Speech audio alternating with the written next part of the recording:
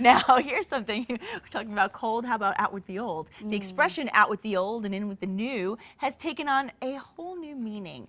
Okay, I think this is really interesting. The period from New Year's to Valentine's Day has come to be known as National Breakup Season. Right, a Yahoo dating survey actually analyzed the Facebook status updates of 10,000 users and found a steady increase in breakups right after Thanksgiving with a spike right before springtime. Oh, because people get spring fever. So in between there's the whole breakup thing. So the question is your love life in danger if you have one? I can't answer that question because I don't have one. But if you do have one, is it in danger? Here's a few red flags for you to listen to. Okay, fewer phone calls.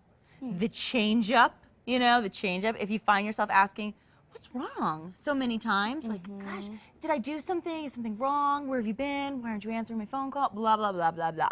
Right. You might want to think about that. Might want to think about that. And if you're not looking the best, that might be a few issues for you too, because according to conservative Christian talk show host Pat Robertson, women should look pretty or their marriages will fail. Here's what he said.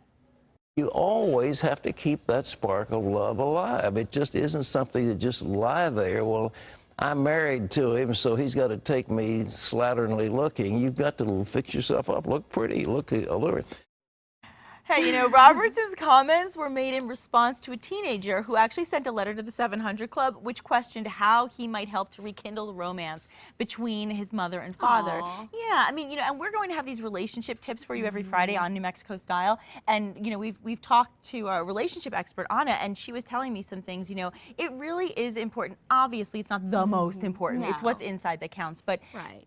care about how you look. You do want that fire and that spark to continue on through the years. If you want a long-lasting relationship, you do have to kind of, think about the fact that you still want to look good. Right. I mean, to his credit, that is true. You can't let yourself go. Exactly. Or there could be some issues. Exactly. There's some truth to that. Yes, absolutely. Now let's get to a story that everybody's talking about nationally today. After decades of denying that he used performance enhancement drugs, disgraced cycling legend Lance Armstrong sat down with Oprah Winfrey yesterday for his very first interview since he was stripped of his 7 Tour de France titles in that doping scandal. Right. The New York Times reported that he has been considering a confession as part of a comeback plan, and sources say he did confess to Oprah, although she says he did not come clean like she thought he would.